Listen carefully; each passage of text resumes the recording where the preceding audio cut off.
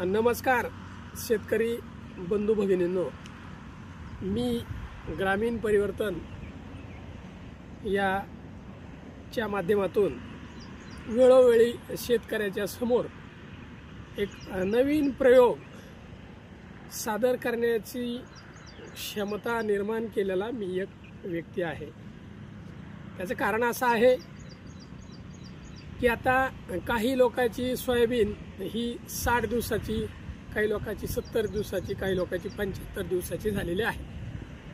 तर सर्वसाधारण फुलाची अवस्था संपून आता शेंगा सोयाबीनला आलेल्या आहेत। त्यासाठी एक शेवटची फवारणी ऑल इन वन असा घटक असणारी माझ्या हातामध्ये जी एक छोटीशी 1 किलोची जी बॅग आहे, पिशवी आहे, ती तुमच्या समोर इथं पहा। वसंतराव नाईक मराठवाडा कृषी विद्यापीठ परभणी। मग हे जे प्रोडक्ट मराठवाडा कृषी विद्यापीठाने विकसित केलेलं आहे, हे प्रोडक्ट या ठिकाणी बायोमॅक्स या नावाचं हे प्रोडक्ट आहे।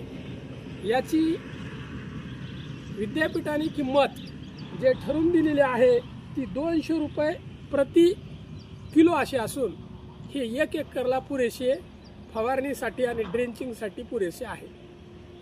आता तुम्ही म्हणता बाजारामध्ये एवढे प्रोडक्ट उपलब्ध असताना तुम्ही ह्याची शिफारस का करतात?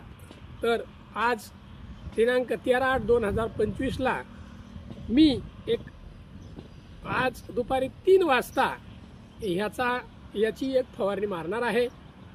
मी 3.5 बाय 6 इंचावर सोयाबीन लागवड केलेली आहे।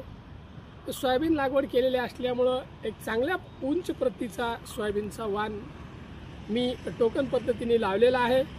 आणि हे जे बायोमिक्स आहे, या बायोमिक्समध्ये बुरशीजन्य घटक टाकलेले आहेत, त्याच्यानंतर कीटाणू मारण्याचे जैविक घटक टाकलेले आहेत, त्याच्यानंतर टॉनिकचं बी काम करणारे, मायक्रोन्यूट्रिएंटचं काम करणारे, म्हणून मी या प्रोडक्टला ऑल इन वन म्हणतो।